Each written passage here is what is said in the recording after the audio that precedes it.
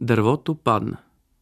Онова, при което прииждаха на Орляк невести в черни премени жалейно свели глава, онова дърво, при което сред горещото лято събираха се, за да се молят сушата да отмине, да зарони дъжда. С бавни, отмерени стъпки нагазваха в изсъхналата трева край Кипряновата килия с кръста, там на планското възвишение, отдето се вижда и в далечината безмълвната теменужена висина. Ридание и думи запратени по вятъра молеха се за дъждец и в отблясъците на слънцето парещи, когато сенките се криеха, оставаше в пукнатините в земята сал тоя гол кален мъртвец.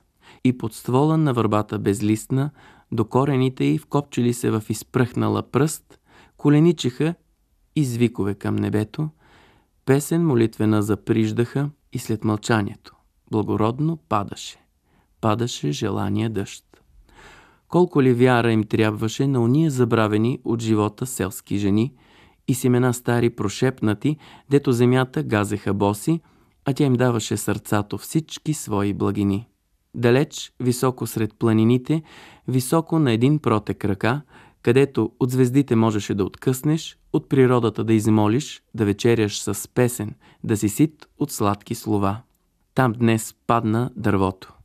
Огромния стожер на стария свят.